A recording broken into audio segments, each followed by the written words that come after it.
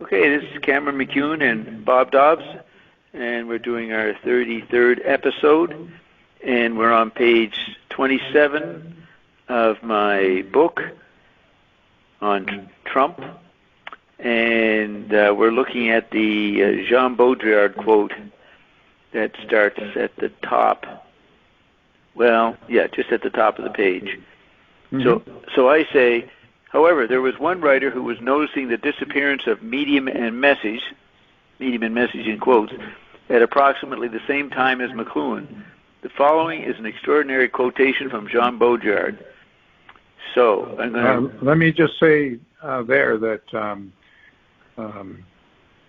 we kind of, in our last few conversations, we skipped over the stages of a medium and message that you present before this, because we discussed that early on in our exchanges. So here I just want to say that, quote unquote, the disappearance of medium and message is a phrase that has many, many different meanings depending on how disappearance is cached. Yeah. And in the Baudrillard quotation, he will use one sense of disappearance, but I think it's a very different sense of disappearance from what McLuhan would take it as. And I think that McLuhan's notion of disappearance is richer than Baudrillard's. But having said that, let's go on to the quotation. Right, and you pointed out back then that McLuhan says he doesn't know what a medium is. It was the late 50s? Yes. That quote you found? Yes. But he meant that, but he didn't mean that as I don't understand it, and it's disappeared, and it's of no use. He meant in the late 50s, by the medium as the message, he already meant that we need to regard that as a scientific problem. We need to we're not going to get anywhere until we specify what a medium actually is, what its structure is. Correct. Okay. So I'll read the quotation. Baudrillard says, and this is in, what is the title of the book? Do I have the title at the end of the quote? Yeah, the title of the book is on page 29. I see it. Simulations. Simulations came out in 1981, at least in semiotext in Columbia University. They printed it, but I don't know when he did simulations in Paris. And it's a particular article, The Precession of Simulacra. So we'll just say the late 70s. I think he wrote this, 77, 8, 9, 80. Maybe in my copy I could look up and see if they give the French origins in the credits. Well, you do give two dates, right? You give 1981 and 1983. I took that to mean that the French was 1981 and the translation was 83. Yeah. But I'm not sure if that. It could also be that the essay appeared by itself in 1981, and in 1983 it got put into a collection. Yeah, Semiotext did it in 83. Something in Paris did it in 81, but it might have been written, in my memory, I think he wrote it in 77, 78. Yeah, that makes sense. Yeah. You say at one point at approximately the same time as McLuhan. So McLuhan, his career ended in 79, and so if you were speaking, from knowledge at approximately the same time as McLuhan, that would point to 77, 78. Yes, it's actually, he actually says it in 71 to the priest, to the TV guy who interviews him. That's where he says, I'm finding it hard to tell the difference between medium and message. Right. And then he does the stage before that in 74, 75. So it's actually completely erroneous when I say approximately. That's why I said approximately the same time. So considering that they both aren't, they're thinking ahead of what they publish. I'll say it that way. They're ahead of them. They don't publish their latest stuff right away. Okay, so the quote goes, "We are witnessing the end of perspective and panoptic space." Now, that's visual space in the Gutenberg world through the Vanishing Point book. That happened 100 years before. So that's not a brilliant statement for me in relation to McLuhan. What do you say to that? No, I agree with you. To me, the whole the crux of the quotation lies in the question of whether or not Baudrillard really has seen the end of perspective and panoptic space. I believe he says that that's all gone, and then immediately reinstitutes it. But we'll see. Yeah, we'll see. Okay, we are witnessing the end of perspective and panoptic space, and then in brackets, which remains a moral hypothesis bound up with every classical analysis of the, quote, objective essence of power, end of brackets, and hence the very abolition of the spectacular. And I think he's thinking of Guy Debord. He's trying to get past Guy Debord, right, who did the Spectacle book in the late 60s. You know who I mean? But he's also talking about the abolition of the spectator. Okay, yeah. Now the spectacular. And that's what McLuhan was saying. So he's caught up with McLuhan there. You know, there are no spectators in the global theater, just actors. Is that what he used to say? Yeah, I think that's what it was. Yeah, but then you have to. Then once you say that there's only actors, then you have to say, well, actors of what? And if there is no what, then there probably is no actor. Right, but he then added crew, everybody's crew. There's no passengers in the global theater, only crew. So that was his update of everybody's an actor. Okay, the very abolition of the spectacular. That's what we're witnessing. Television, in the case of The Louds. Did you see The Loud TV show? Do you remember that? I think I must have. That's like 40 or 50 years ago, right? Yeah, mid-70s. 76, 77, something like that, I think. And, you know, it was just a taping of a family in operation in California, and where there was no privacy, basically. And I think it caused a lot of stress in the family because it was very successful, and a lot of people were talking about it, probably more than they expected. And Loud went on to New York. Lance Loud, the son, went on to be a critic or something in the Warhol world, a scene maker in New York City. He became famous in that context later. Anyways, television, in the case of The Louds, for example, is no longer a spectacular medium.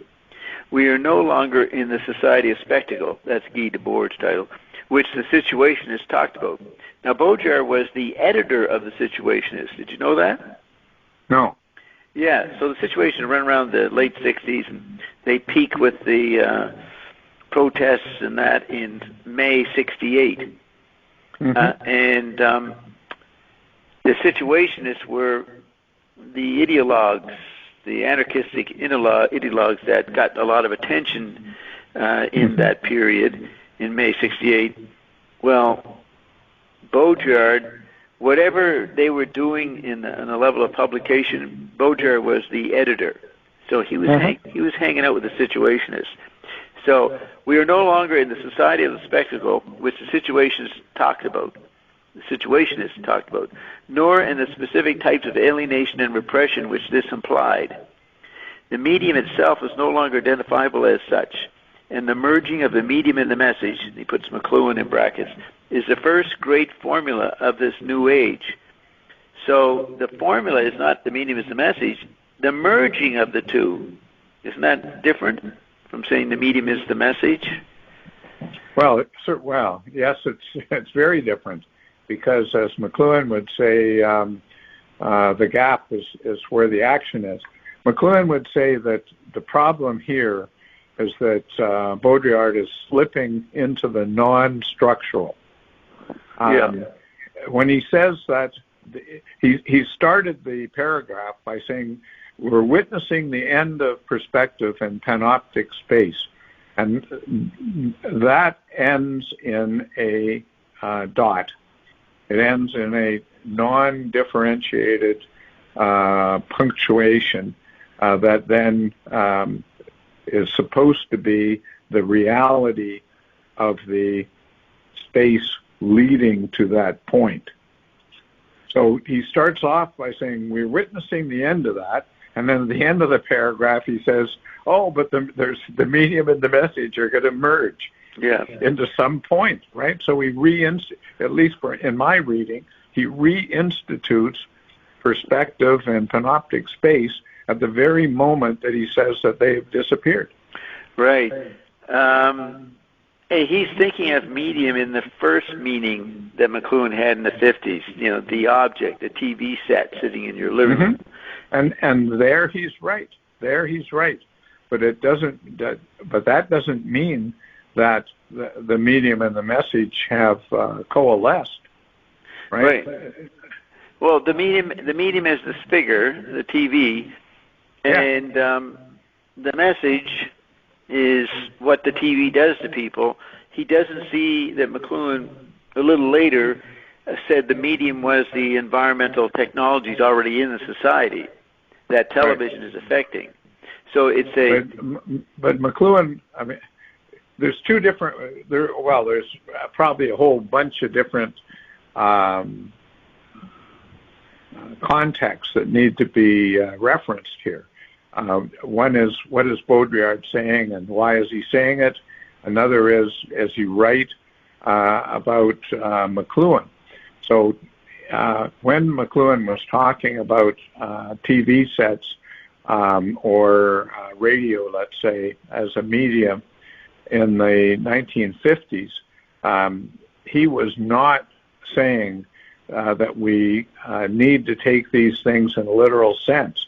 What he was saying was, if you want to understand what media do to us, you need to look at, for example, what letters did to the Greeks, or what Gutenberg did to the Renaissance. And that's happening to us now through TV and radio. Yeah. So it was a strategy for communication. It wasn't an identification of something literal as the medium. And what's humorous about this is already in the 1950s, well over 60 years ago, the McLuhan industry still very frequently talks about media in a literal sense. Yeah. Stupid. Yeah. Okay, the medium itself is no longer identifiable as such, and the merging of the medium and the message is the first great formula of this new age. There is no longer any medium in the literal sense.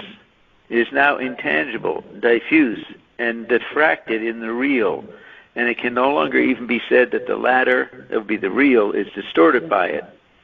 There's no longer any medium in the literal sense. It's now intangible. Well, that's partly right. That was McLuhan's meaning. I agree with that. Yeah. I agree with that. Mm-hmm. But he's shifted to that. He didn't start off that way. Right. Let's remember that the complications of reading this stuff need to be respected. If we look at how research is done in the physical science, every once in a while I can hear a beep. Is that anything that we need to be aware of? You're hitting your phone. You're hitting something on your phone. Yeah. Oh, all right. If it's me, I got to stop it. All right. So if you think of a paper, let's say in medicine, and it's talking about how different proteins fold in a certain way, and if they don't fold in that way, then that causes disturbances in the brain or something. Right? It's very, very complicated stuff. And when we read quotations like the one that we're reading now, we shouldn't think that its analysis is ultimately simple. What we should think is that the interior landscape is ultimately, if we don't kill ourselves first, it's ultimately going to be seen as just as complicated as the exterior landscape. Yeah. And the what's going on here with Baudrillard is not some sort of simple thing where it's either Gutenbergian or it's electric or it's Paleolithic or something like that. No.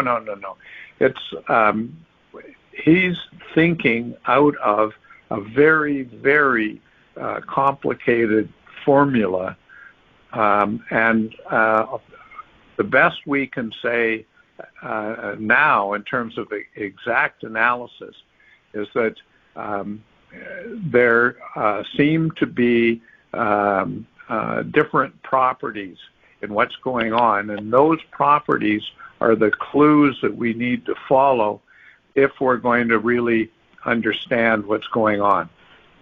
So we need to take what he's saying here in its complexity and in the fact that we don't really understand that complexity. Yes, I agree. So there's no longer any medium in the literal sense. It is now intangible, diffuse, and diffracted in the real, and it can no longer even be said that the latter is distorted by it. Right, and that's a very good statement because if we really don't understand the real, then to talk about distortion of it makes no sense. Yeah, and this is when I started saying, I don't know, in the 80s, that the android meme is extending technology, not our body parts, body faculties. And our body faculties and parts in that is what people assume was the real. So I agree with this sentence if it means that the media is not affecting the human organism as much as it's affecting other media in the mix. Now, it was already doing it in general anyways. The media, the print affected the manuscript culture, or manuscripts. But in the android meme phase, it's taking on a reality or dynamic that is not connected to the real. So I agree with him here that the latter, the real, is not affected. If I take the real to mean what I mean, which he may not have, he goes on and uses the real in a lot of different ways throughout his career, or in a way that's different or odd. So then, right. Go ahead. Notice that what that does is it introduces a kind of third dimension to what's going on here. You've got Baudrillard is talking about McLuhan, and you are citing Baudrillard. And each one of these has its own complications. And then when the three of them are put together, you have a very, very complicated three-dimensional matrix. There, all I can say is that we just need to keep in mind how complicated that matrix is as we proceed. Yeah, that's partly why I took this quote. It was nice and complicated, and it showed a bunch of thinking that got it out of the simple level of the medium as the message. So its complexity is why I picked it, to show that I was aware of complexities in this situation, that I could read a complex statement. Okay, so the next paragraph says, such immixture. Now, does that mean non-mixture or interpenetrating mixture, immixture? Yeah, that's a good question, and it's one of the reasons that any time serious work is done, it has to work with the original. So we don't really know, how the translation has worked here, but it's an interesting word.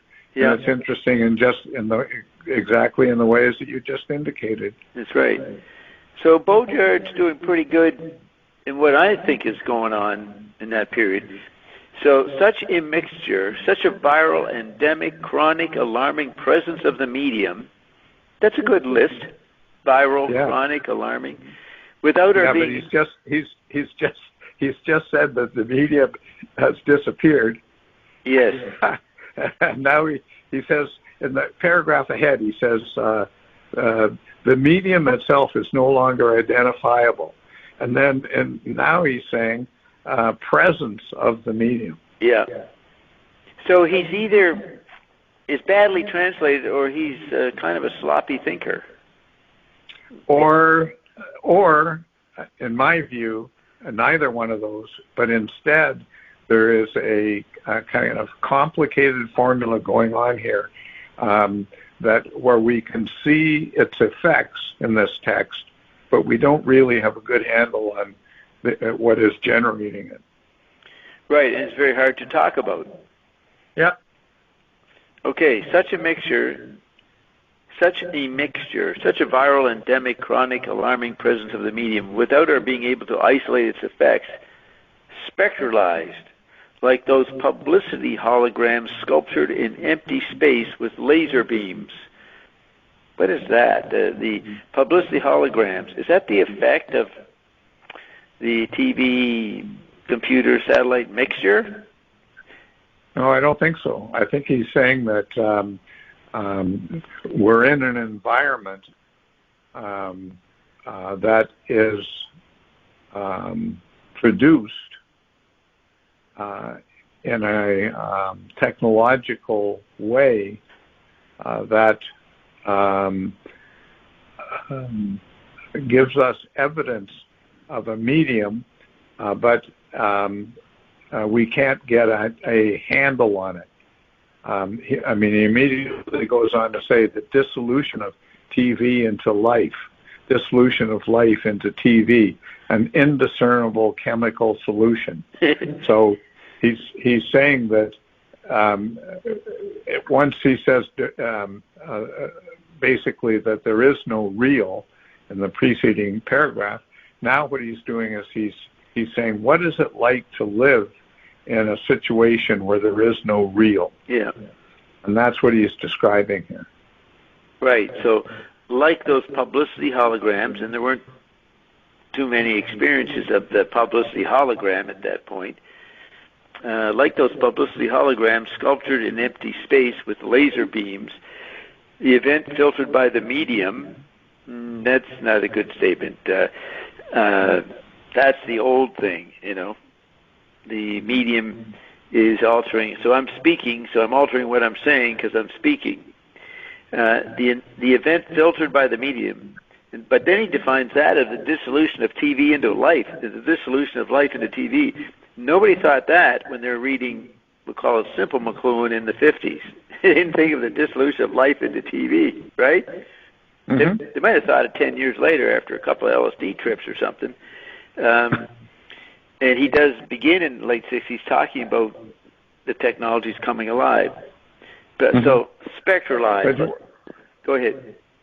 Well, when you say that the event filtered by the medium is not right, I think we have to understand that Baudrillard has event and medium here in quotation marks.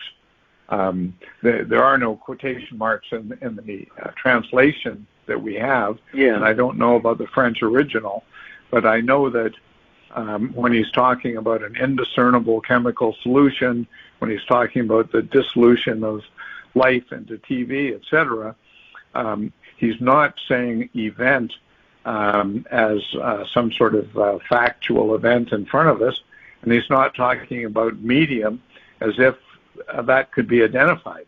Instead, what he's saying is that event and medium have dissolved, and we only have them as questions. Yes, that's right. Okay.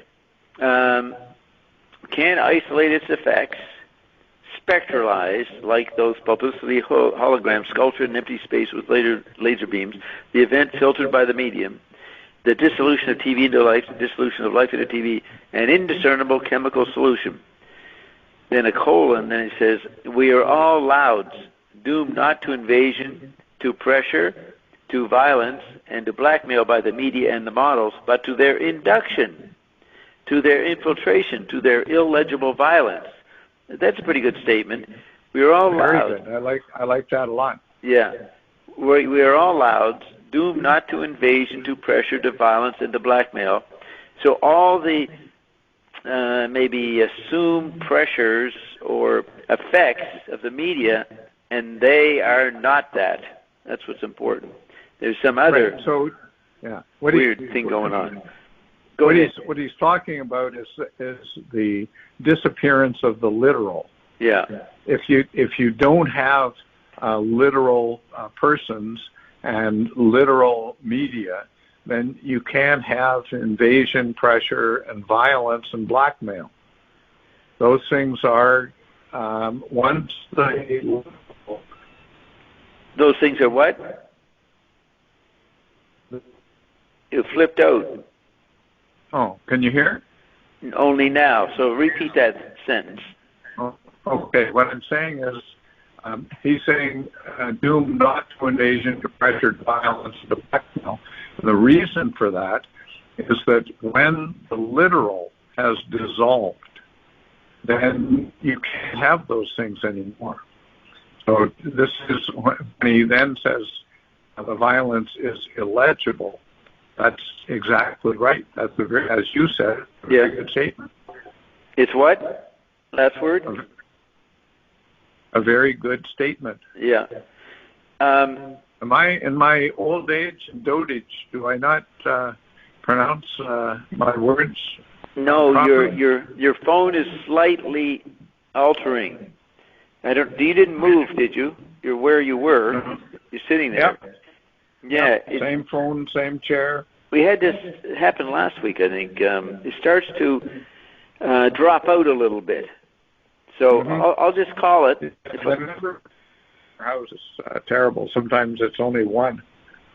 Only one what? Bar. Oh, you mean that's what it is now?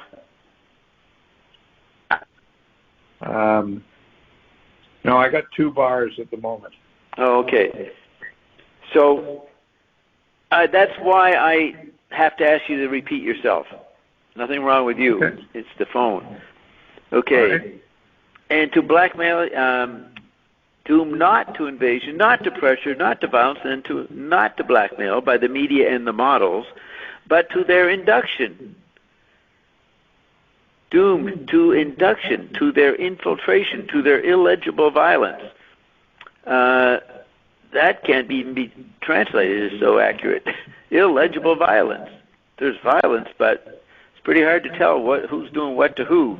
Now, when you understand this, then you can see the interrogatory and constant questioning on every line of Finnegan's Wake. See, then you understand that that's the right way to talk about the electric environment, what Joyce is doing. Not to write a simple story with a simple narrative and psychological billiard balls banging around, personalities and that, to talk about the present. The wake gets to this sentence. But I think I'm not sure that it's correct to say that Finnegan's Wake is the quote unquote right way. It's one of the possible ways. Yeah, but it's very appropriate. Yes, I'm not saying it's not appropriate. Yeah. But I mean, Finnegan's Wake exists as something that puts the question of quote unquote the right way in question. Yeah. That's right. It's always doubling back on itself and going vertical instead of horizontal, and horizontal instead of vertical, and into Irish instead of English, or into German instead of Irish, et cetera, et cetera. Well, that's what I'm doing as I talk here, or good. As I write. I welcome that. Okay, but we must be careful of the negative twist discourse gives this. It is a question neither of an illness nor of a viral complaint. Very good statement. We must be careful the negative twist discourse gives this. Discourse is going to probably fail, and we're already reading his discourse, and it's barely making it. It is a question neither of an illness nor of a viral complaint. Again, it's a question of the non-real. He's got the whole range there covered, from illness to viral complaint. And it's neither. Rather, we must think of the media as if they were in outer orbit. So they're in outer orbit, but also a sort of genetic code which controls the mutation of the real into the hyperreal, just as the other micromolecular code controls the passage of the signal from a representative sphere of meaning to the genetic sphere of the programmed signal. Boy, that's quite a sentence. Let's go back up.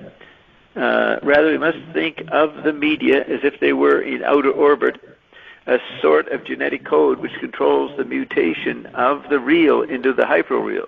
So he's saying media are sort of a genetic code. And goes beyond the real, just as the other micromolecular code controls the passage of the signal from a representative sphere of meaning to the genetic sphere of the programmed signal. I think I understand that, but I don't know if I could explain it. The genetic sphere, okay, the electric space is a sphere. It's genetic. Why is he emphasizing the genetic code? Because what he wants to do is he wants to indicate the medium, or media plural, as the genesis of the unreal situation that he's just described. How are we to think through the dissolution of life into TV? And his suggestion is that we have to think of it as a kind of genetic code which controls this mutation of the real. But he also says that it's in outer orbit, and I think I agree with that very much. I think he's saying that this is not something that we can understand as a literal genetic code. It's something that's like a genetic code, but as seen from very, very far away. And if we're ever to understand that genetic code, it is going to require a great deal more work. Yes, so the genetic code for him represents not the matching of meaning in data. No. It's the programmed. Now, Marshall talked a lot about the programmed environment. He did occasionally mention the DNA and things, but he didn't put it together like this. Didn't have them touch each other. Just mentioned, he talked about DNA as a acronym. What do you call it when you make, LBJ, these shortened... abbreviation letterings. Is that an anagram? No, anagram goes back and forth. Right. Forget what that's called when you do that. But that's what he thought, that language or writing or science had to use these iconic models. That's maybe what Baudrillard's thinking of, the genetic sphere of the programmed signal.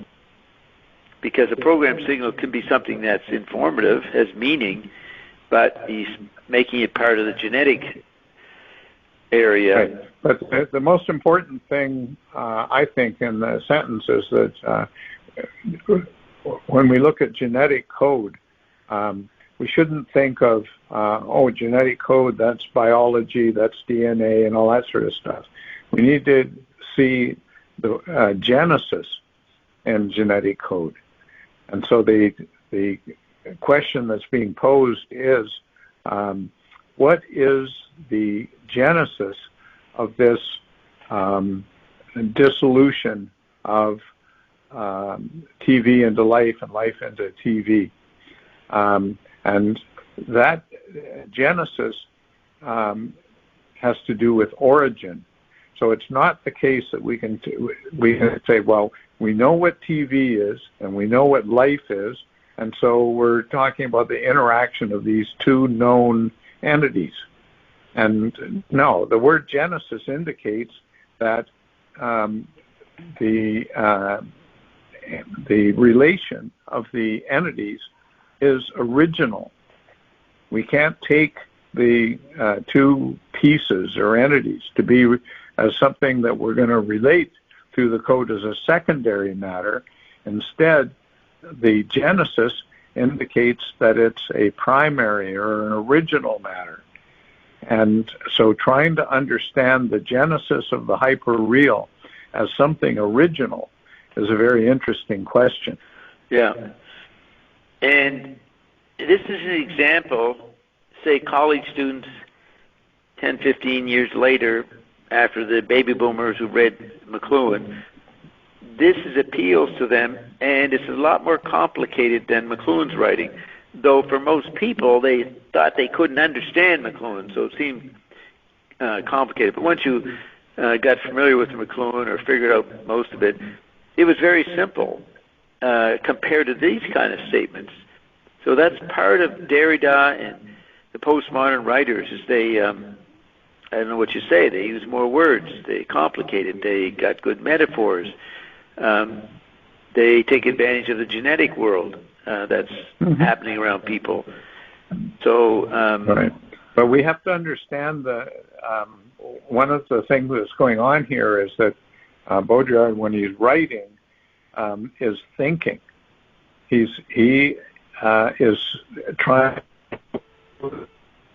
in his own mind. His tribal, what was that in his own mind?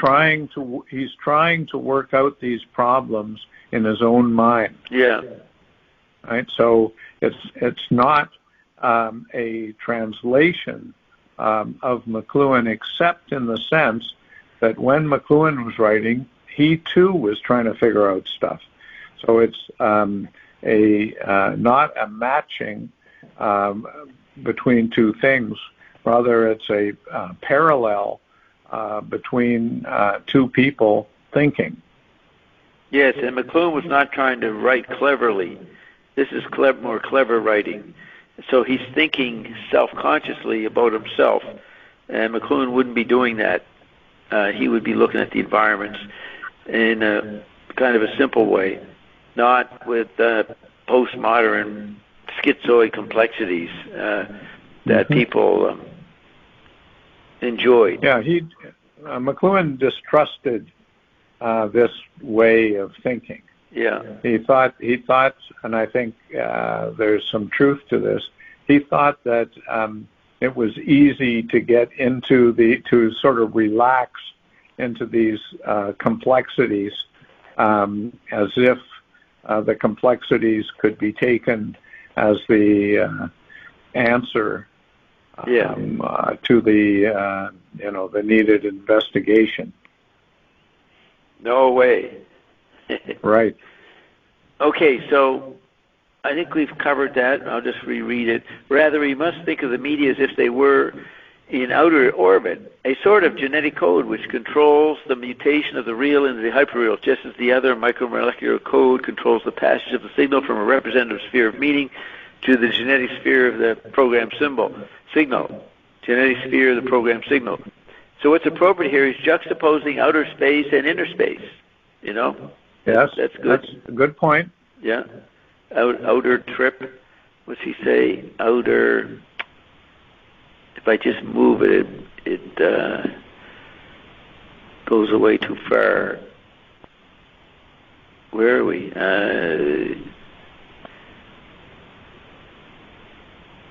We're at the end of 27, top of 28. Right. Is that, yeah, in outer orbit. I should say we're in outer orbit, and then the genetic, micromolecular code. Mm-hmm. So that's useful. So then the next paragraph, the whole traditional mode of causality is brought into question. Now that's Gutenbergian causality, right? Right. And he says, this is his definition of causality: the perspective, deterministic mode, the active, in quotes, active, critical mode, the analytical mode, the distinction between cause and effect, between active and passive, between subject and object, between ends and means. The whole traditional mode of causality is brought into question. The perspective, the mode, and the dialectics, like cause and effect, active and passive, ends and means. It is in this mode. Well, let's just hold up for half a second here. When he talks about the distinction, it's possible to get into some difficulties there, because he says after the colon, the whole traditional mode of causality is brought into question. Okay, then he puts colon, the perspective, the analytical mode, the distinction. The threat there is that these are going to be taken as singular and as literal. Yeah. So he's kind of balancing on a knife edge here, and we'll have to see what happens to him. That's right. He's trying to keep writing going, so he believes in writing this. That gets into a bit of Gutenberg effect. The distinction between cause and effect, between active and passive, between subject and object, between ends and means. It is in this mode that it can be said. So, what is this mode? It's not the traditional mode, unless he means, no, he doesn't mean that. What does he mean? He's trying to point to the new now again. Well, sort of. I mean, I remember something very complicated is going on here, and it's probably wrong already to call it something. It's probably more like a very complicated chemical formula where different types of thought are being activated as he goes along. Yeah. So the singular, this mode, is very inappropriate to what he was talking about before with the dissolution of life into TV. Right. But it recaptures the singularities that he just had, the perspective, the analytic mode, the distinction. So, and then he goes in to say this mode. So what he's trying to think through is, how do we talk about this stuff beyond literalism? Yeah. And it's not an easy thing to even to pose as a question, let alone to answer. Yeah. And so when he goes, it is in this mode, his brain is in the oral mode. And so he's sloppily writing what he's talking or thinking. You know, he's not looking at the words like he does in other parts. He's. I agree with you. He's fallen into a poor way of talking here. Yeah, yeah. He's just said that we can't understand TV literally. But then he says TV watches us, TV so okay, you're faded out. Can you repeat that sentence again? Oh, I'm sorry. Yeah. I wonder what I don't know. We won't worry about its cause. We'll just repeat. So he's just said that we can't take TV literally. And now he says TV watches us, TV alienates us, TV manipulates us, TV informs us. So the question that's posed here is, how do we talk about what's going on without falling into literalisms? And to me, he falls into literalisms here, but it's hard to know if he is doing this entirely unconsciously, or maybe he's doing it consciously in the sense of saying, well, here's the problem. How do I really say this? Yes, and when he says it is in this mode, he means the perspective mode. So he's saying, if I went into the perspective mode, which is obsolete, then all I can say is TV watches us, alienates us, TV manipulates us. Then he says, throughout all this, one is dependent on the analytical conception, that's what I just said he did, whose vanishing point is the horizon between reality and meaning. So he's repeating himself in every couple of sentences. He's saying the same thing again, right? Yeah, he's turning over the earth. Yeah. Like somebody plowing or something. Yes. And he's trying to find ways of saying what is difficult to say in order to find what is difficult to find. Yeah. Throughout all this, one is dependent on the analytical conception whose vanishing point is the horizon between reality and meaning. That's really Gutenbergian. That's not, the medium is not altering reality and meaning. That's included, but many other things. So it's too much emphasis on maybe the philosophical, the Gutenbergian philosophical there. Reality and meaning. You have books out. What's the meaning of today? How do we deal with the meaning crisis? That's a repeated cliche. Mm-hmm. Right. But he's indicating that the reality and meaning have vanished. Yeah. So he's agreeing with. He's not asserting that we can think about reality in a literal way or meaning in a literal way like those books do. What he's saying is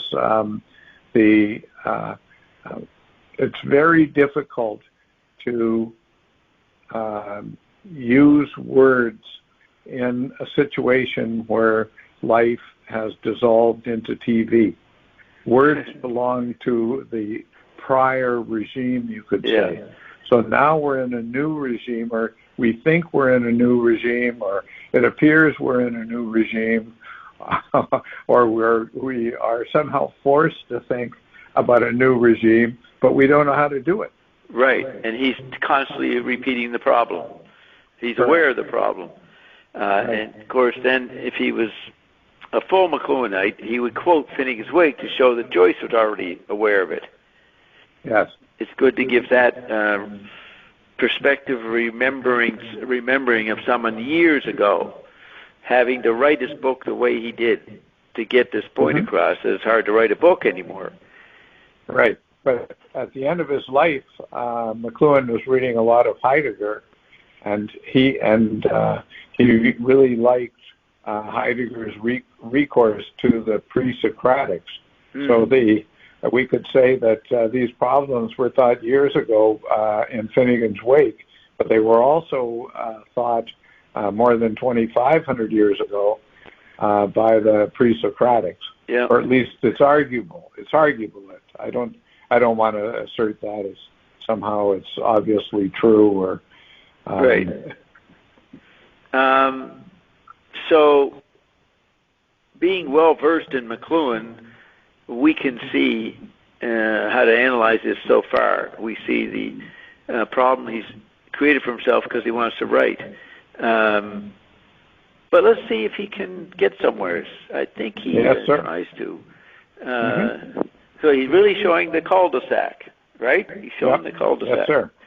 Yep. So this is why it's a very good quote to have. You've got to pay attention to read this. Probably most people couldn't read it. And they would say, why stick him in there, in this McLuhan world? No, you got to have this. On the contrary, we must imagine TV on the DNA model.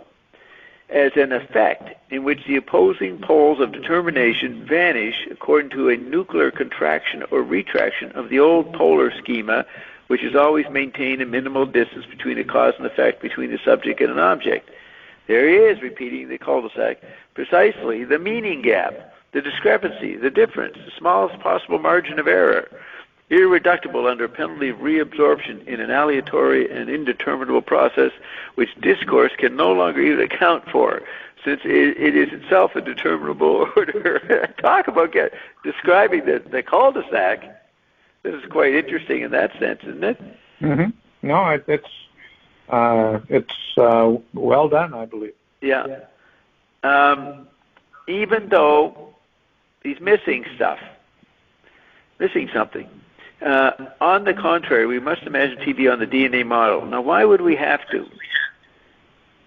Because the genetics is real. That goes back to the whole Genesis question, right? We have to go back to what could be the original impetus to TV as life, and life as TV. Yeah, life. I thought you said light. L-I-F-E. Yes, sir. Okay, so the DNA model is referring to biology or life. That's what he's... No, I'm saying that just a couple paragraphs above, we were talking about how genetic actually echoes Genesis. Yeah. And so when he's saying we must imagine TV in the DNA model, what he's saying is, if we're going to say that life dissolves into TV and TV dissolves into life, we have to understand that somehow as something original. We can't start as if we knew what TV and life are. Right. We have to imagine. He blipped out. We have to imagine what? All of the ways that life and TV can appear, either alone or in their relationship. We have to imagine how those can be generated. Right? The DNA model says you take all of the human beings on Earth, and you take all of the animals, and you take all of the plants, and you take everything that's alive. All of that can be explained through DNA.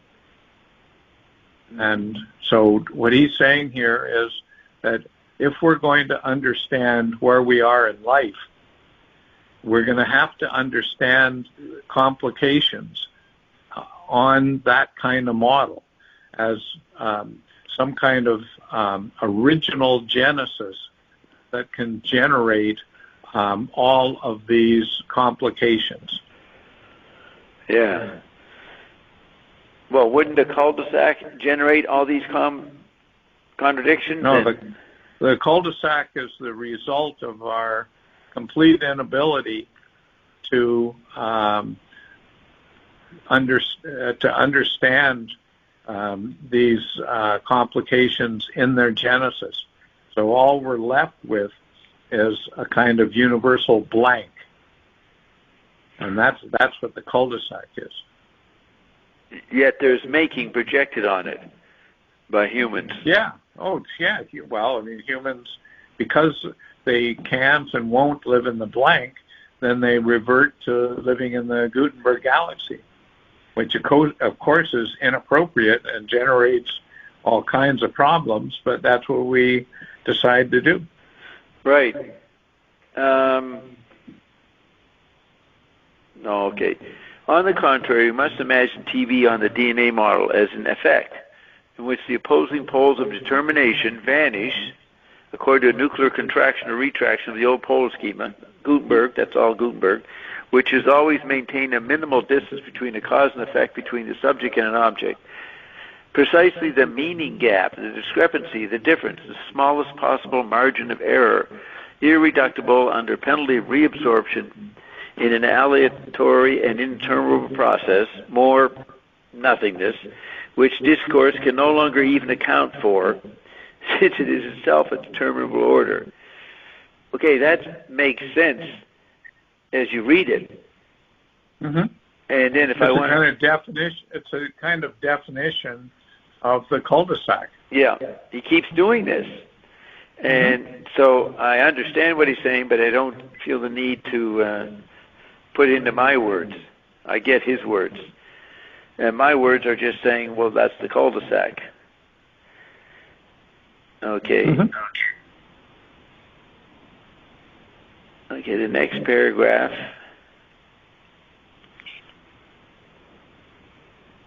It is this gap, which above was the meaning gap, it is this gap which vanishes in the genetic coding process, where indeterminacy, now people might find hard to figure out, how is this a genetic coding process? You got a way of explaining it?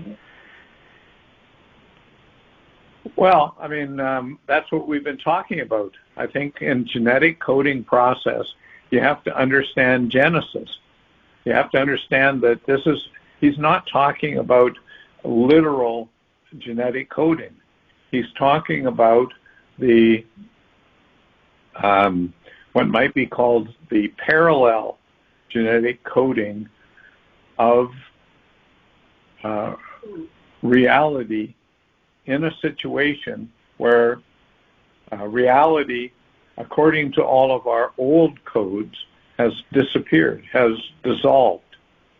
So what he's saying is that in order to come to grips with this gap that has vanished, the gap that has vanished is the gap that was operable in all of the old ways of understanding, all of the ways that are now null and void. Mm.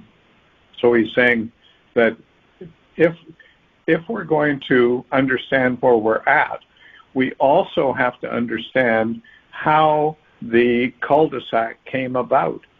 What was its genesis? Yeah.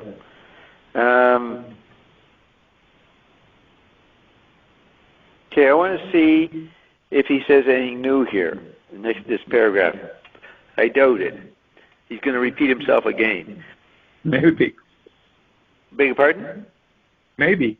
Yeah. It is this gap which vanishes in the genetic coding process, where indeterminacy is less a product of molecular randomness than a product of the abolition, pure and simple, of the relation. So that's interesting. You know, McLuhan says in Hot and Cool, only relations exist. So I think he understood what Baudrillard is saying here, that the connections, the interplay, the resonance, the vibration, the action in the gap has gone. And he kind of talks about that in the op-ed of September 74 in New York Times. So he's pointing out there's no gap. So in a way, there's no tactility. But there's no gap, there's no tactility, there's no relation in the Gutenbergian matrix. Mm.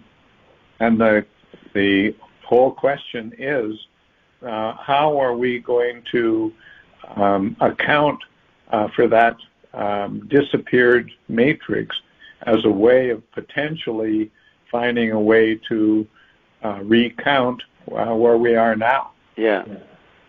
I'm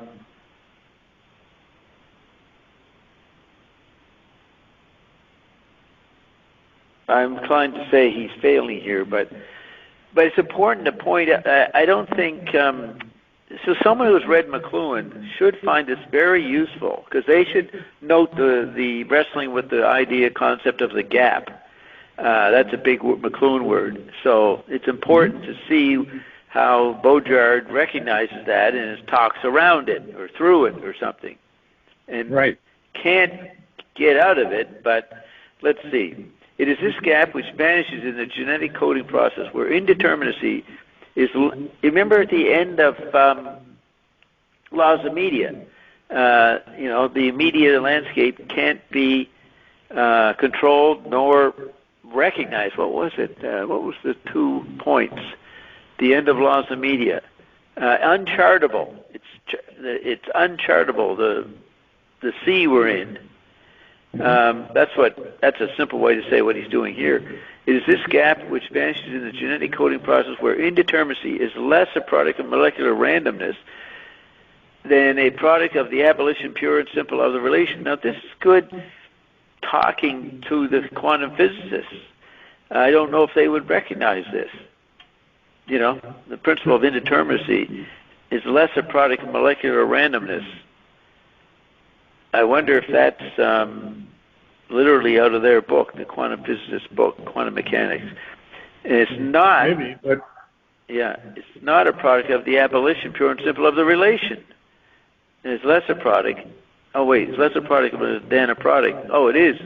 Sorry, less a product of randomness, but it's a product of relation. Now, McLuhan says that kind of contradicts what I just said. But I think that relational perception is going to suffer here. In the process go ahead. Remember that he's talked about in the preceding paragraphs, he's talked about how the literal things disappear. Yeah. So like subject and object. So what he's talking about here in the abolition pure and simple of the relation is you can't have a relation between things that have disappeared. Relation needs to have poles.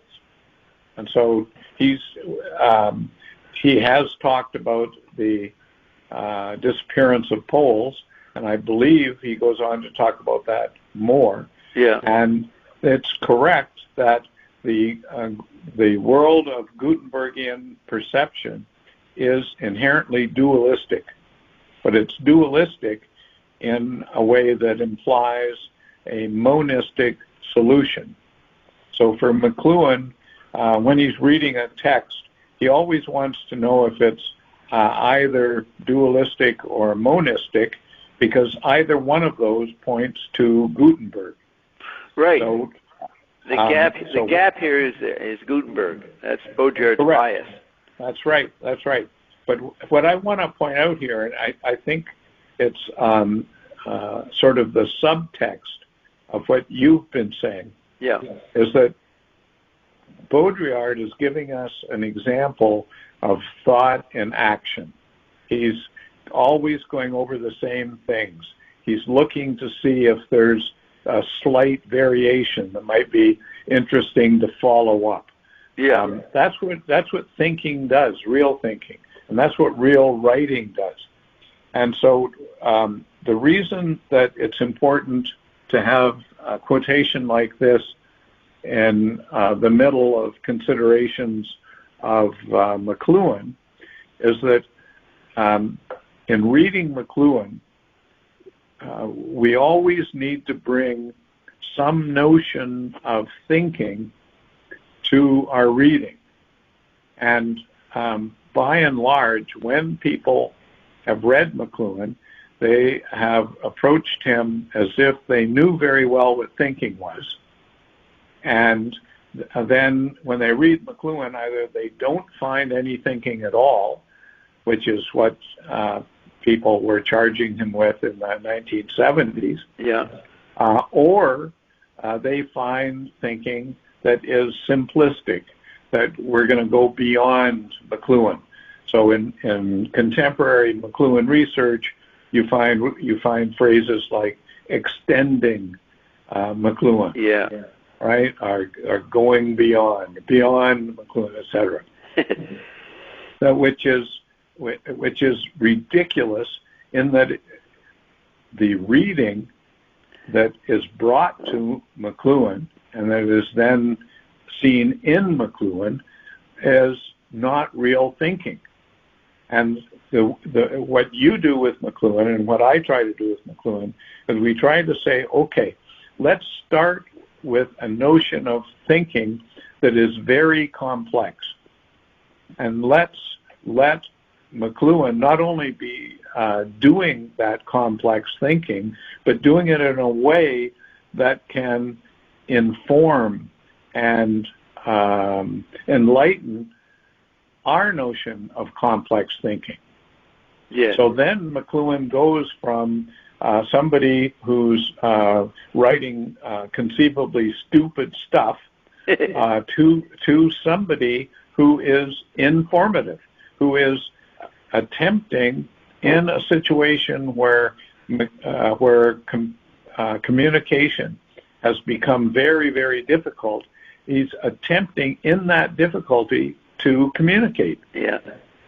Now, when you say thinking, can that be largely saying making? Yes. Yeah. If we think of making as contrasted to matching, yeah, then that's exactly what thinking is. And being confident about it. I'm not sure what you mean there. Well, knowing that's what you're doing, making, that it's fragile. Yeah. If a fallacy, you think my fallacy is wrong. The more you understand, accept that makes your thinking stronger, pierces. Sure, it's like a painter. Yeah. Right? A painter who, Picasso or Clay or somebody, when they approach the canvas and they know that they're not matching something, then they need to have a certain courage and a certain confidence just to pick up the brush, take a certain color or mixture of colors and put it on the canvas. Yeah, that's what I meant by confidence, kind of confidence. Yeah, exactly. I'm just trying to bring out what you already said. Yeah. Mm-hmm. Yeah, so that's a good point to make. Yeah, it's like exploration requires that you get in the boat, go across the ocean, find something, some strange land or something. Yeah, go across the river Styx. Meet your maker. Absolutely. That's sort of the ultimate exploration, right? Yeah. Yeah, so that requires huge confidence. That's you could say that when people in Paleolithic times were penetrating into caves that were completely unknown, completely dark, had all sorts of dangers to them, and they still did that. That was defining what human beings are. Yeah. Yes. So in the process of molecular control, which goes from the DNA nucleus to the substance it informs, there is no more traversing of an effect, of an energy, of a determination, of any message. Order, signal, impulse, message, all these attempt to render the matter unintelligible to us, but by analogy, retranscribing in terms of inscription, vector decoding, a dimension of which we know nothing. Right. It is no longer, okay, just a second.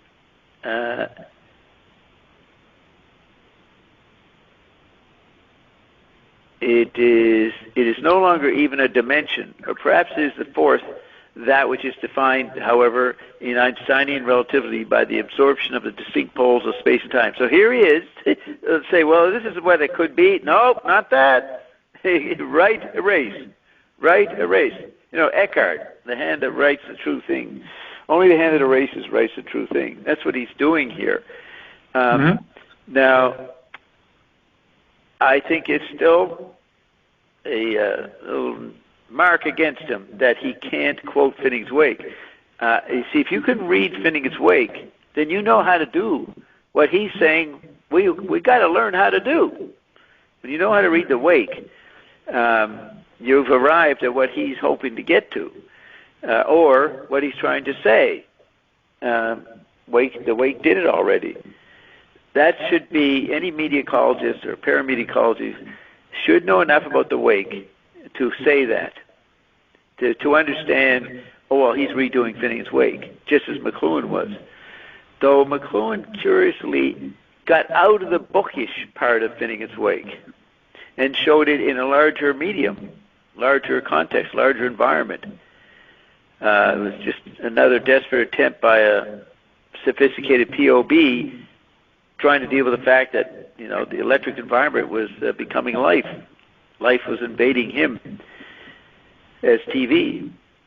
So maybe that's too many words. So I'm going to go back to where we were. And But I think that Baudrillard needs to be given credit here because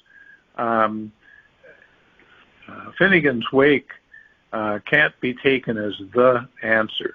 And it can't be taken as the answer because the whole book is a question about answers, plural. So the Finnegan's Wake can be taken as posing a question about human life, about being itself, about the multiple personalities that every single person is, and how complicated that becomes in a family of multiple personalities, in a society of yet more, in a world of yet more, in a historical sequence of yet more, of a future contemplation of yet more. That's a very, very sort of cyclonic vision. And one way of understanding McLuhan is to understand him as trying to communicate where we're at on the basis of or coming from that cyclonic vision of joy. So in a similar way, we could say, well, here's Baudrillard. He is in that situation and communicate. No, you're blipping out. And Baudrillard is what? Is trying to come from that same cyclonic process to communicate about it. And okay, let me throw something here. You know how McLuhan liked the Eliot quote? When Eliot was reviewing Joyce's Ulysses, he said, we will continue with the discoveries made by Joyce. Like a scientist, we're not repeating the experiment. We understand what the experiment shows, and we'll make further other kinds of experiments with the same problem. Mm-hmm. That's what I'm saying. Baudrillard is working with the Finnegan's Wake experiment or style or mode, and we don't know if he realizes that. And I think you would have to acknowledge the Wake to show that you know that. So I think the Eliot quote's perfect here. This is what McLuhan was doing. He was continuing with the discoveries of Joyce. Discovery being maybe a style of writing. So McLuhan didn't worry about stealing Joyce. He knew that there was a breakthrough area in the lab which welcomed other kinds of experiments. You see, dealing with the problem. The problem I have, Bob, with what you're talking about now is it's hard for me to understand the priority that you're giving the Wake. I mean, are you saying it has a chronological priority, or no. Is this a conceptual priority? It's whatever Eliot meant when he said we will. You learn something from Joyce, and then, like a scientist with Einstein, you recognize what the problem they've raised, and you work with that problem. And you're not stealing the problem; you're engaging the problem that the previous person has spelled out in a new way. That's right. But you don't believe that McLuhan and Baudrillard, just to take two examples, you don't believe that they are furthering what Joyce was doing. You believe, that, if I understand you correctly, you believe the opposite. You believe that Joyce already did what these people are trying to do. Yeah. Well, I mean, that's a very different thing from science, isn't it? Yeah. Science starts with something that, let's say, Einstein did, and it's respected in its complexity and in its probability, you could say. But then you test it and try and find out if there aren't ways of making it either more precise or in the most, how can I say, most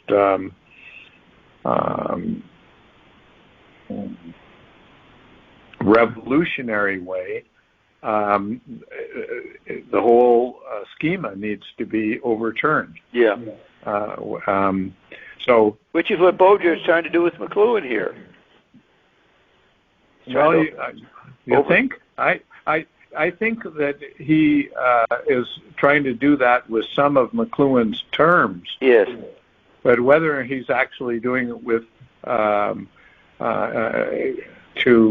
whether he thinks that he's really sort of going beyond McLuhan or getting rid of McLuhan or something, I don't see that in this quotation.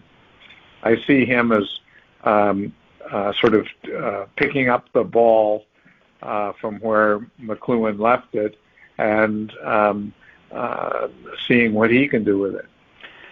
Well, he's doing that, but not with a full enough understanding of McLuhan. He's taking a simple level of McLuhan and thinking, well, that didn't get all the way. I know what to fix, or I can come up with something better than McLuhan. But he doesn't understand. I haven't seen that in the quotation so far, and I've never read any Baudrillard. So all I can say is that I hear what you're saying, and I'll look for that idea as we go further. Remember, he said that this is the new formula, or the formula for a new age. That's exactly what McLuhan said about the modern science, the modern poet. He creates a magical formula. Right. So he's recognizing, but I can't tell whether he's saying we're in a different situation from McLuhan's formula. If he is acknowledging McLuhan, doesn't know if he can prove on it, then he's doing what Eliot said, taking the discoveries of Joyce and doing further studies with it. But I don't know if he's doing that. I'm thinking of McLuhan's statements and Ellie's statements. I can stick him on what he's doing, but I think he mentions that he's in the cul-de-sac on the Gutenberg side too much. Mm-hmm. He should point out that he's aware that he's failing a little more. And maybe if he could use quotes from Phineas Wake like McLuhan did. You know, back then in the 60s, people read McLuhan, War and Peace and Global Village, and they'd see these quotes. They'd say, "What is that?" You know, they wouldn't know how to read it. They wouldn't read it. They just say, "Well, I guess this is McLuhan just trying to be difficult, you know, or cute or something." Right. But when you know the Wake and know how to read it to a good extent, you see how well positioned these quotes are. I mean, he found the right quotes to position to what he was writing in the middle column. It's quite an art form, what he's doing with Phineas Wake there. Okay, so it is this gap which vanishes in the genetic coding process where indeterminacy is less a product of molecular randomness than that's the Gutenberg anarchist, a random person, than a product of the abolition pure and simple of the relation. Now there's no relation. What did McLuhan used to say? There are no connections in matter, he used to say. in the seminar. No connections matter. And the scientists say, "What are you talking about?" All kinds of connections. He's going beyond no connections in McLuhan's sense here. He's going to the cul-de-sac. Yeah. He's saying that the gap vanishes. With the gap vanishing, the relation vanishes, and we're in a situation of nothingness, of nihilism. Right. And he's trying to think through the sort of the fate of nihilism. And he's listing off all the words that are said in the information society and pointing out how inadequate they are. You know, it's a society with a new order, with a lot of signaling, a lot of impulsing, a lot of messaging, and substance is or isn't, and it informs. This is a good inventory of cliche phrases about the information society, or that the information society evokes, and people think they're talking about something. You say, no, none of those words work. In the process of molecular control, which goes from the DNA nucleus to the substance it informs, there is no more traversing of an effect of an energy. Imagine that, there's no energy of a determination of any message. Order, signal, impulse, message, all these attempt to render the matter intelligible to us, but by analogy, retranscribing in terms of inscription, vector, decoding, a dimension of which we know nothing, is no longer even a dimension. But perhaps it is the fourth. That which is defined, however, in Einsteinian relativity by the absorption of the distinct poles of space and time. In fact, this whole process only makes sense to us in the negative form. Now, that's an important point. Very important. That's sort of a summation of everything you said so far. Right. So this leads to contemporary cynicism, mistaking the non-negative as negative, because you're going to have to look at it differently. And this might lead to an optimistic, what appears to be a optimistic bubbling, like McLuhan sometimes appeared to have. But it's only because he's not getting duped into the rearview mirror of negative that Gutenberg creates. So it only makes sense in a negative form.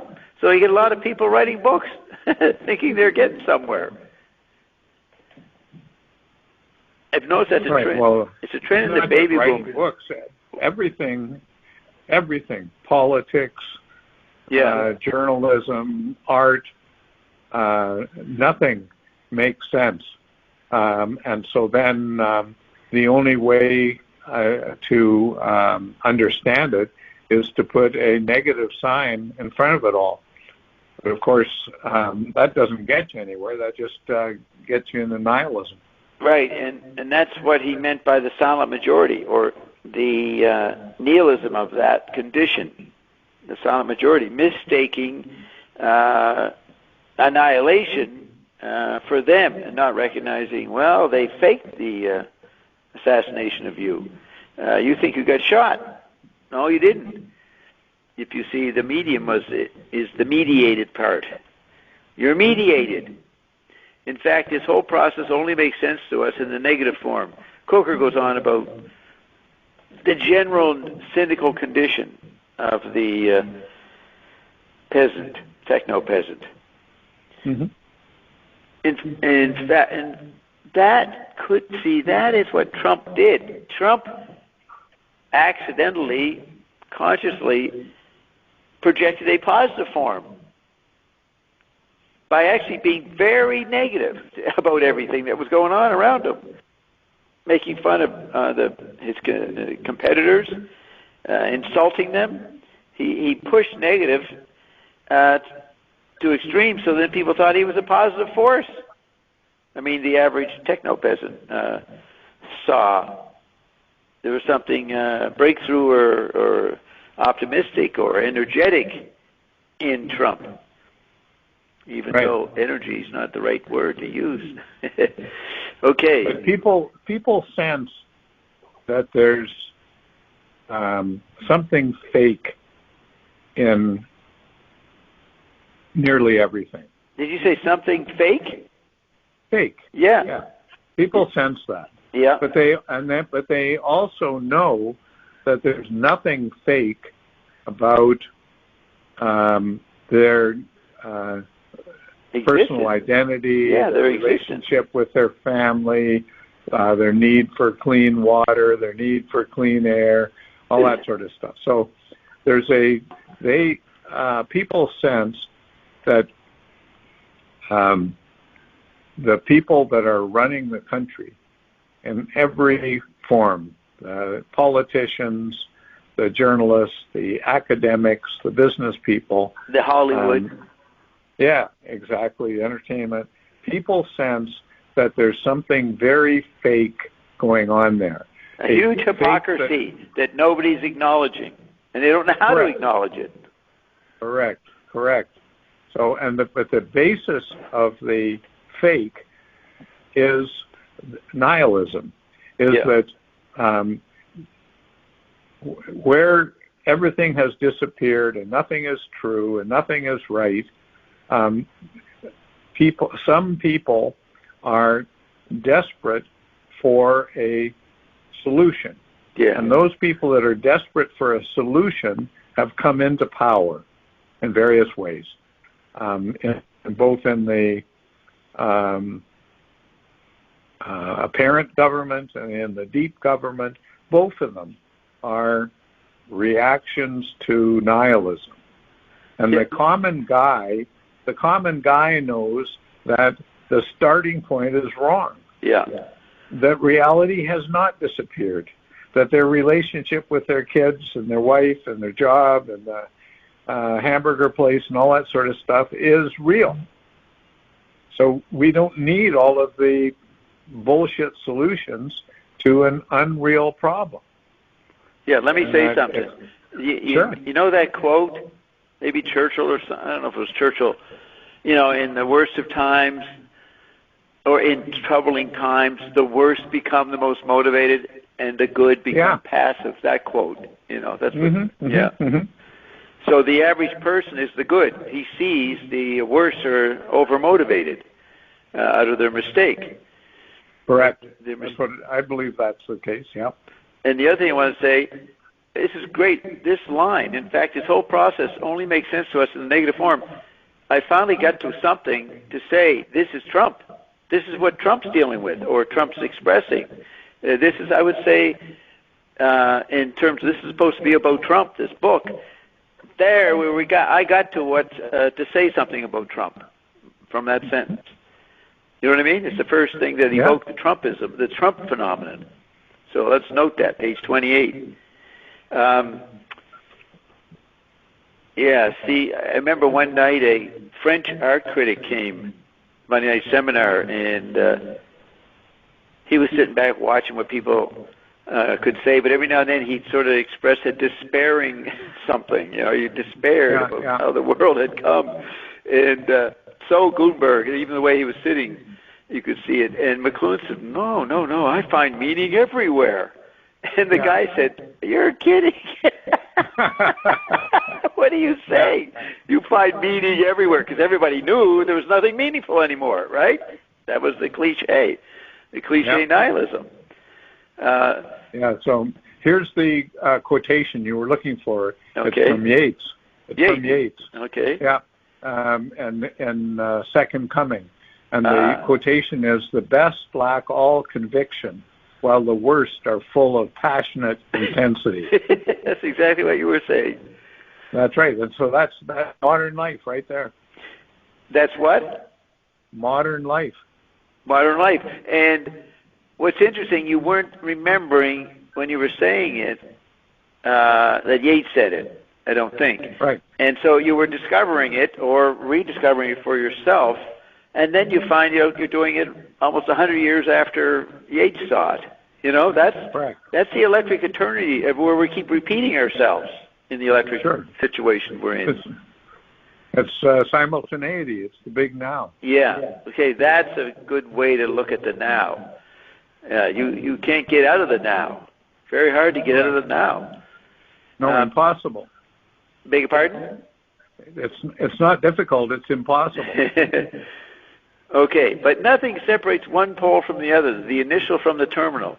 There is just a sort of contraction into each other. That's a good sentence, a fantastic telescoping, and McLuhan used the word telescoping a lot, a collapsing of the two traditional poles into one another, an implosion, there's a McLuhan word, an absorption of the radiating model of causality of the differential mode of determination with its positive and negative electricity, an implosion of meaning. Now, that's, again, repeating what he said already. This is where simulation begins. Now, is the simulation fake? The problem is everybody thinks it's fake, but it's a new reality. It's a new, it's real, like he would say. Nature, people think media are not real as nature, but they are.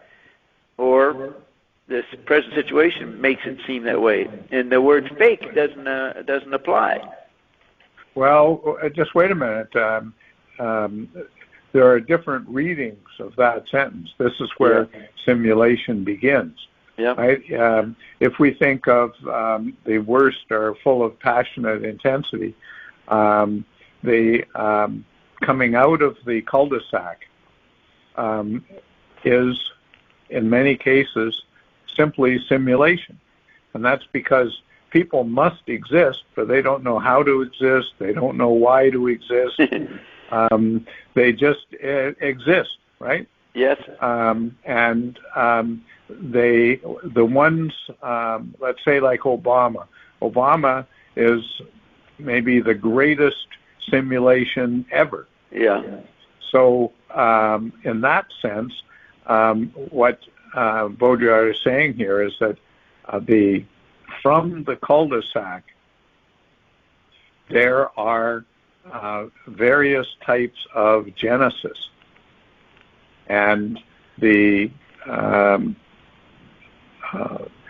between the people that have no conviction, in the sense of they don't know how to ground what they know is real, right? So they lack all conviction in that sense. Their simulation is that they go about their business in a real way, but without real ground. Exactly. And they see in Trump a way of potentially grounding what they know must be grounded. Yeah. Now, personally, I think it's a tragedy that great task has been laid on somebody like Trump, because I don't think he's got the ability to take care of it. Yeah. But who knows? Yeah. But the other sense of simulation is that people come out of the cul-de-sac as sort of morally intense individuals, and they can destroy the world in their intensity, right? Yeah. Their fake is lethal. Yes. Correct. Yeah, so the word simulation is, as Theo would say, it's ambivalent. Correct. I mean, people will use the word simulation if they hear it to mean, oh, this is fake. And they don't get the reality part of the electric media that McLuhan was trying to point out. You know, correct. And notice that that's built into the word simulation. Yeah. Right? The simulation cannot be singular. Did you say cannot be singular? Exactly. But this is singular. A simulation is inherently plural. Oh, okay. That's what you mean. I thought you meant that word there. This is where simulation begins. Yeah, no, I mean that simulation is inherently doubleness. And that's the title does have an S, simulations. Yeah. So that's pretty good. What we're saying here, this is where simulation begins. Okay, let's see what he says in the last paragraph. And by the way, with the word begins, we have to think back to what he was earlier saying about genetic code in Genesis. Yes. Right, so what he's been trying to get at is that we need to get to the beginning. But getting to the beginning of anything is the hardest thing of all. Yeah, you can easily say it's the end of something, but you can't find the beginning of the next phase or the new. And that's what the first sentence was. Remember, we were at the end of perspective or something? Mm-hmm. And so now he's saying, now he's going to try to describe what the beginning is, or what is beginning, not perspective. Okay, so he says, everywhere in whatever political, biological, psychological, media domain, so that's a good listing of all the factors, a lot of the factors, where the distinction between poles can no longer be maintained, one enters into simulation everywhere, which is what you were trying to say, political, biological, psychological, media, right? Every institution. And hence into absolute manipulation, not passivity, but the non-distinction of active and passive. So that means being passive is also active, and being active is also passive. There's no distinction. So you can't tell who genuinely is doing something and can't blame the person who looks like they're doing nothing. If you see that, you've got to check your interpretation of what you think is active and passive, because you're missing the point that you can't make the distinction. Right. Right, and you could say that exactly that was what McLuhan was looking into between, say, 1945 and 1955, because that's really the question of advertising. Yeah. Advertising is the need to get people to do something actively where they are in fact passive. Yeah, and I know that I was different as a radio broadcaster because I didn't judge the value of what anybody was saying. I pretended or accepted that this was a brave attempt, whatever they were saying, how skillful or not. I understood the cul-de-sac. I wasn't being hypocritically fair to everybody. Everybody has a right to their opinion, not that at all. And I knew I was doing something different because people would get pissed off. They'd say, well, you're not, you actually believe those people, the stupid people they call it. You know, they had an idea of who the stupid people were. And I said, no. Are you talking about me here, Bob? No. Talking about myself.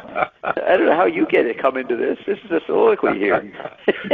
Well, no, but you're talking about interviewing people on a recorded medium that are in fact stupid.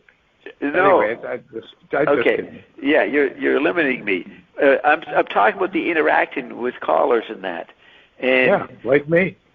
No. This you can't have a radio show with just one caller for 2 hours. Oh. Okay, everybody would turn. You get fired, right? Not enough variety.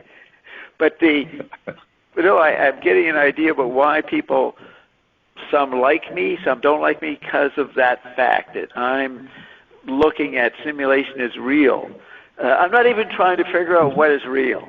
There's the beginning. Don't try to figure out what's real or to get uptight about something.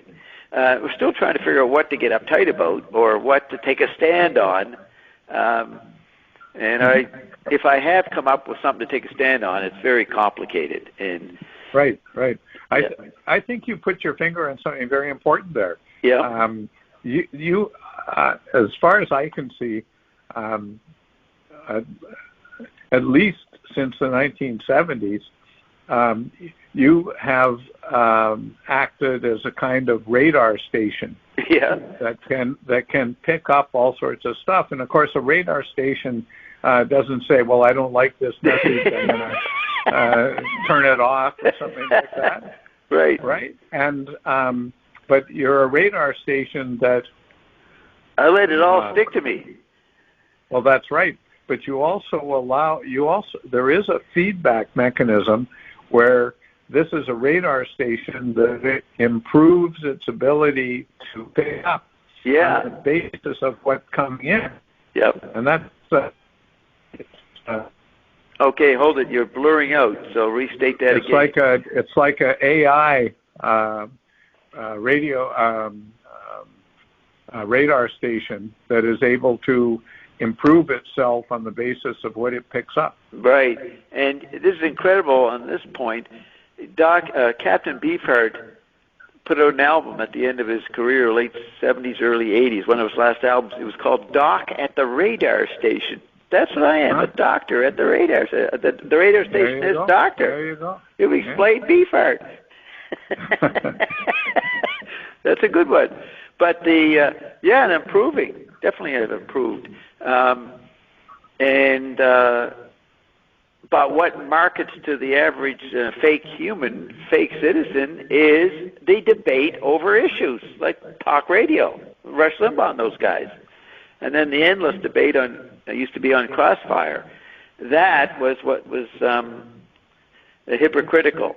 I see, Tucker Carlson, all these guys, they expose something every night. They found another horrible situation. Then they move on to the next day with the next one, And they don't see the bias of endlessly dumping this stuff on people. It's very antisocial. It's violence. To keep coming up with scandals that you can even prove are a scandal to an audience that hasn't got time to deal with any of it. And apparently they're getting more and more turned off and not watching CNN or Fox. Oh, I think that's true. I think that's true. Yeah. People, I mean, when I was a kid, your knowledge of the world was simply a page or two of the local newspaper. Yeah. And then it became what Walter Cronkite was saying or what the CBC National was saying. And nowadays, people pay no attention to newspapers, pay no attention to TV. Yeah. And so then if they're asked or if they even question themselves about what's ultimately going on in the world, they have no idea. Right. It's almost not an important question. I don't have to tell you what's going on. I'm living my world. I'm making it up as I go. Yeah, I don't have time. To evaluate how we're doing. Now that's become a problem now, though, right? We've been doing that for too long. That's a disservice of the electric information environment. It's a huge problem, but it's just a reflection, a reflex of the cul-de-sac. Yeah. We can't expect that people that are immersed in the cul-de-sac know the answer to the problem of the cul-de-sac. We wouldn't have a cul-de-sac if there were an answer to it that was communicable.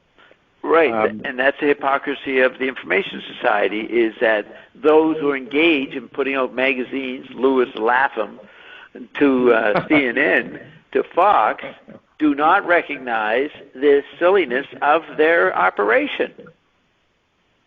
Yes, or conversely, maybe they realize it and are cynical, or they're they hate life. Yeah. Or something. And they need to drug themselves with bigger salaries to buy bigger distractions. Right. But all of these things are properties of the cul-de-sac, right? Right. And if we forced Tucker Carlson to listen to us the past half hour, he'd be outraged. He would really threaten his identity if he took it seriously and knew we were saying something, but he couldn't believe that was what's going on. He's doing great stuff. He's saving the Republic, or whatever he thinks he's doing. Mm-hmm. I think they would be quite shocked.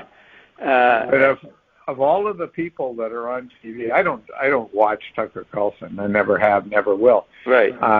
But my understanding of the guy is that he attempts to show these distortions of power that are going on everywhere, and are sort of simulations that arise out of the cul-de-sac. Yeah. Now, he doesn't say that there's simulations arising out of the cul-de-sac, but what he says is, if I understand him properly, what he says is that these exercises of power are improper, that they are unconstitutional, or they're irrational, or immoral, or something like that. Yeah. Yeah, and definitely fake, for sure. And he can say that every night. So if you actually believed, you're naive and you believe Tucker and you were a fan of him, you'd gradually be made into a very cynical, depressed person because you believe what he was saying. Mm-hmm. But how is that different, on your interpretation, how is that different from people that are watching CNN or NPR or anything? Yeah, I mean, this is the hypocrisy.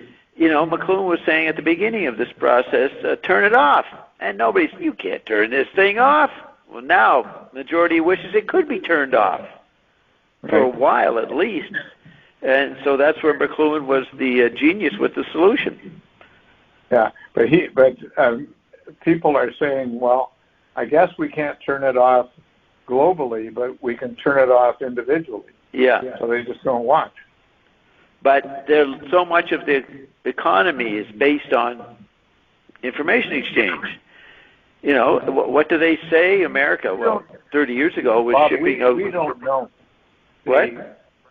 We don't know about that. What is actually grounding this economy? No, nothing. Nothing is exactly right. Yeah. So if you think of the information world, which is not just TV and radio stations and Hollywood, it's also book publishing, it's also the academy. It's a vast world of what is supposed to be information exchange and scholarship and all this stuff. And enormous parts of it are all bullshit, of one part feeding another part, feeding another part, feeding another part, and then it just comes around like a snake biting its tail. Yeah. And so the great question is, well, you know, what the hell is going on here? Is there money being generated? Is this a real market? And I think the whole United States economy is devolving into questions like that. Nobody knows the value of the money. Nobody knows the value of Bitcoin. Nobody knows the value of gold. It's like the fake war that Baudrillard's title. It's the ecstasy of communication. Everybody's communicating without questioning it, without. Did you mean Baudrillard? No, Baudrillard. He wrote a book in '87 called "The Ecstasy of Communication." Ah, okay. And that's what people are doing. Sounded to me like Croker. What? Sounded to me like Croker. Well, no. You might. Did you ever look at a Croker book? Well, only the early stuff. Right. You would see that phrase. He'd be writing on Baudrillard phrases like that. Yeah, exactly. Yeah. Exactly. Yeah. It'd be a little title of a section. But till McLuhan said, 20th century man's run down the street saying, I've got all the answers. What are the questions? Well, you know what we've done today? We have nothing but questions. Right. And it's flipped into, 21st century man would say, I got all the answers. I got even more questions, and none of it gets resolved. Count me out. I ain't listening. I'm disconnecting. Something like that. Some desperate attempt at disconnection from the environment of information, which is answers and questions swirling about, and they become indistinguishable. Which again is a page of Finnegans Wake. When you see Finnegans Wake like that, what an act of genius that book was. And Joyce didn't really know whether he was doing it right or what he was doing. But it's interesting that the creative mind comes up with, quote, the answer or the accurate painting, regardless of what they think's going on, what the artist thinks he's doing. Yes, I think that's true. Yeah. So McLuhan used to quote Eliot as saying that communication takes place aside from understanding. Yeah, before understanding, there's an effect or a communication. Right. Mm-hmm. Mm-hmm. Maybe great poetry communicates before understanding. Maybe something like that. Yeah, exactly. So, yeah. Okay. You had something else to say? Well, I was just going to say that when a person takes 20 years of their life, or 15 years of their life, like Joyce did with Finnegan's Wake. Yeah. And every day sitting down with, problems with the kids, problems with his eyes, problems with money, on and on and on like this, right? But every day sitting down and writing, trying to think through problems, or a painter like Clay going to the canvas every day and putting on the paint. As we were saying earlier, you need to have a kind of a confidence that that you're called to a task. And beyond that, you don't need to know anything. You don't need to think that you're in possession of God's truth or something like that. Right. You just need to know it's something that you need to do, and you do it. Right. So I'm thinking of Job. Croker wrote at some point that America was Job. Endless shit piled on it. And I once asked Ion, what biblical character am I most like? And he said Job. If there's a guy who appears not to be Job, I have a pretty good, relaxed life. You know what I mean? Yeah, I have not experienced one bit of the COVID environment. I haven't worn a mask. I haven't been to a store where you have to stand in line. Nothing. So very un-Job-like. But I thought it was pretty perceptive because I am in the position of Job in a lot of ways, especially dealing with Ion. So I just thought I would bring that in. I thought you might find that interesting. The metaphor of Job. That's a guy that put up with a lot of shit and triumphed somehow. Supposedly in the end, right? He kept going. Right. He had a confidence, or what they might say, faith. Yeah. Well, his idea of what it would be to triumph, what it would be to survive, gets changed. Yes. In the process of losing everything, you could say. Yep. He learns. He has a new insight. Yeah. But what does Ion think that you're going to lose if you're Job-like? With my Coldplay, did you say? No, if you are Job-like. Yeah. It seems like there's a prediction in there that you're going to lose things. I've lost everything already. I have no reputation. I'm considered, as a matter of fact, what I like to say now is that we're really in trouble when what Bob said in the past and that is actually now coming true. Then we're in real trouble. That's what he says today. So I'm turning I'm getting into where Job recovers, and the world's going to have to acknowledge me in some way that I was right. And you realize that. You know I'm right. You finally found someone you agree with. Or who can say stuff that and go on for hours and you don't object to it too much. Correct. That I agree with. Yeah. So continuing the second half of the paragraph, DNA realizes this aleatory reduction at the level of the living substance. Television itself, in the example of the Louds, also attains this indefinite limit where the family vis-a-vis TV are no more or less active or passive than is a living substance vis-a-vis its molecular code. In both, there's only a nebula, indecipherable into its simple elements, indecipherable as to its truth. Now, with the word elements, that brings up your meaning of media, or a term you use. Does that fit here? In both, there's only a nebula, indecipherable into its simple elements, indecipherable as to its truth. That's interesting. It has a truth, but you can't figure it out, or you can't say it, or you, I don't know, can't be conscious of it.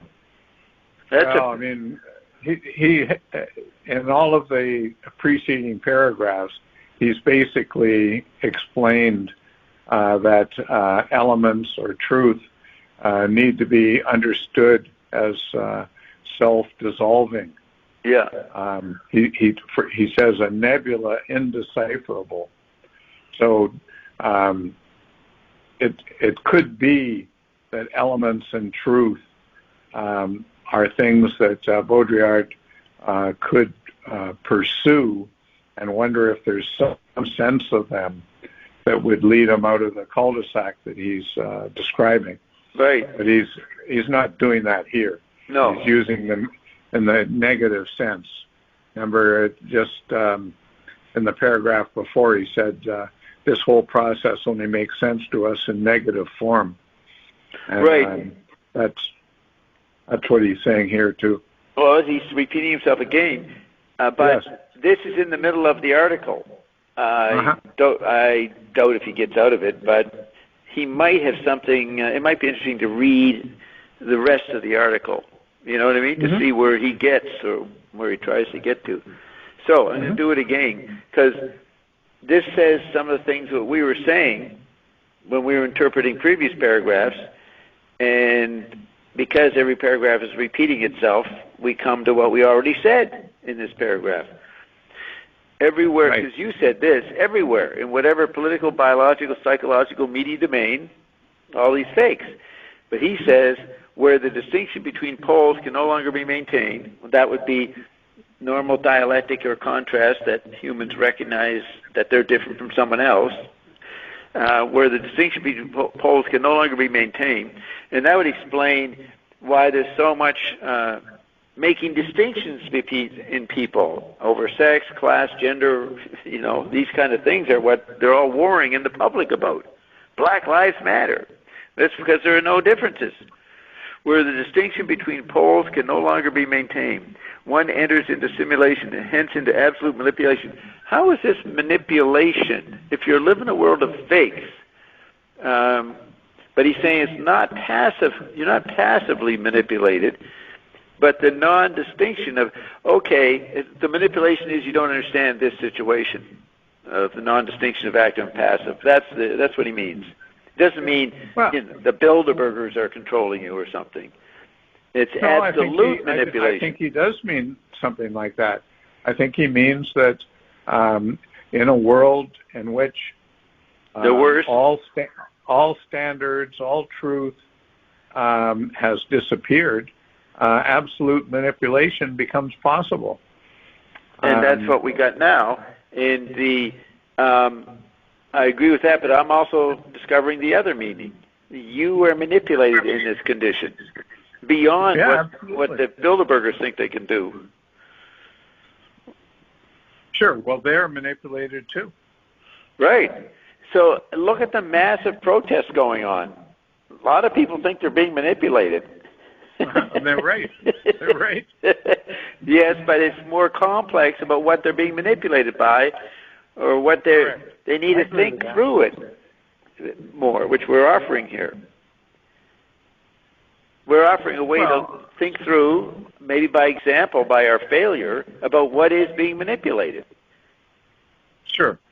Well, in a certain sense, what both of us do with most of our time is what Baudrillard's doing here. That is, we're trying to think about the cul-de-sac in a way that would allow our extraction from it. Yes. So Wittgenstein, for example, said, what is the purpose of your work? And the answer he gave was to show the fly the way out of the fly bottle. Mm. And he failed, right? Like everybody did. Yeah, like not only everybody did, but everybody is doing in the present. Yeah, sure, everybody's doing it now. Everybody. Attempting. attempting to extract themselves in a communicative context, endless communication. Correct. But how you're doing? I'm halfway out. Yeah. So DNA. Now, what is DNA? Is that living substance? What is DNA here? It's like saying God or something. No. What he's doing is he's saying if we have to go back to all of his talk about DNA previously and genetic coding. So what he's saying is in a situation where active and passive have become non-distinguishable, then what we have to try to do is figure out the genesis of that. How, just as DNA realizes the aleatory reduction at the level of the living substance, right? So a human body and a human mind are generated out of a certain code, DNA code. So what Baudrillard is trying to think here is, what is the genesis? What is the genetic code of a situation in which the active and the passive aren't distinguished? Yeah, he's saying DNA solved the problem. Well, it solved the problem at the level of the living substance. Yeah. But the problem is to figure it out at the level of psychology. Yeah. And that's a very difficult problem for many, many, many reasons. But one is that the investigator, let's say McLuhan, has to not only know the different codes that generate experience, but the investigator has to have found that one code that is able to investigate all codes.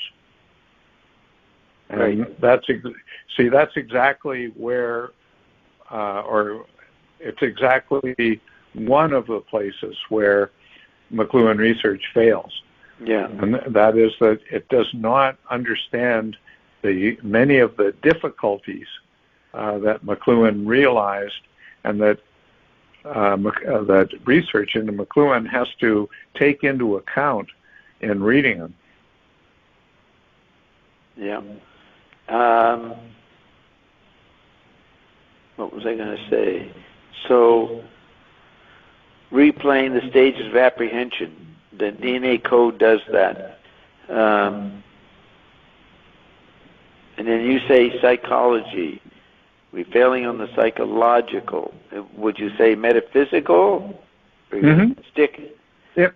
Interior landscape. Ah, okay. Yeah, the interior landscape.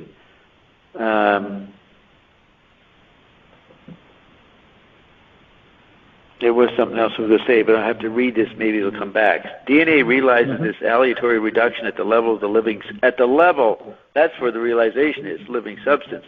Television itself, in the example of Louds, also attains this indefinite limit. So it gets similar to the, it's alive. Sort of like alive here. It attains this indefinite limit, right? That's the what the DNA's got. No. The indefinite limit is referring to the non-distinction of active and passive. Yeah, this barrier attains this indefinite limit. It's a huge limit, right? Well, it's kind of the point of perspective. Yeah. It's as he goes on to say, it's a nebula indecipherable.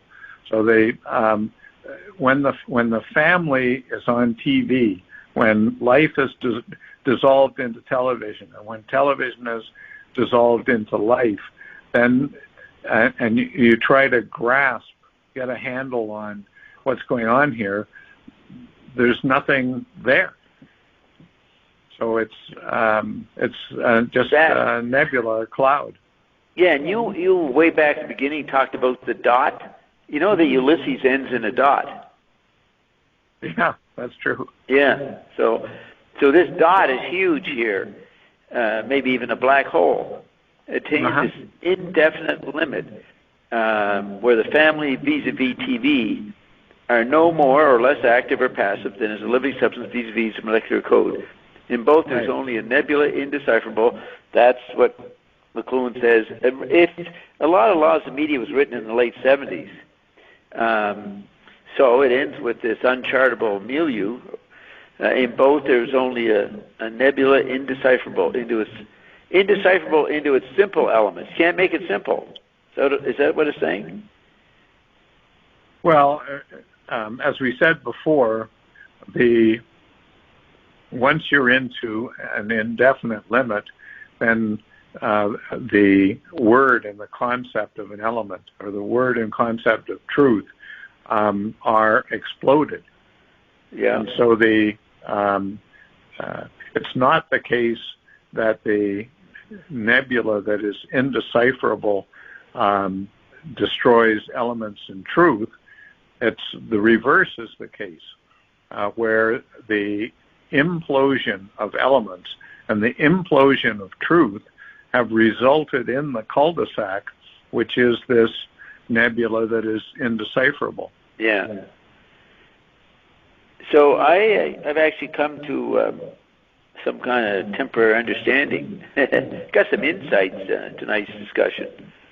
Yeah. No, I think I came to a greater respect of Baudrillard through our conversation. Yeah. So I think it was an interesting experiment that we've been through.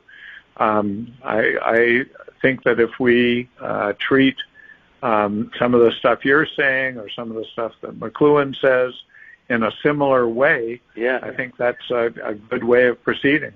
Yeah. No, this book is really just a way to get this quote out there. Could be seen that way. Why not? Yeah. What do you call that? You know, the red herring or the meat that distracts the dog from something. Yeah. That's what this is. Yeah. By the burglar. By the what? By the burglar. Right. By the burglar. So this has been really good, and if you suddenly got your wife to read this, read this. She wouldn't know what it fucking meant, right? Nobody would. It's pretty complicated. You have to talk through it like we did to get somewhere with it. Well, it's characteristic of French thought at that time. Yeah. People after 68, a certain wing of French philosophy was trying to figure out what the hell is going on. Yeah.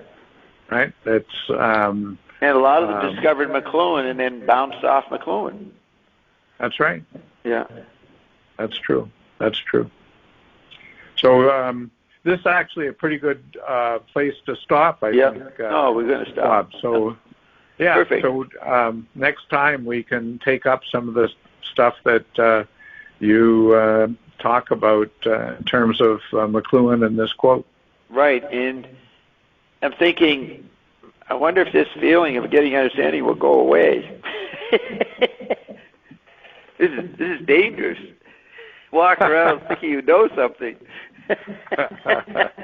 Your head might explode. Yeah.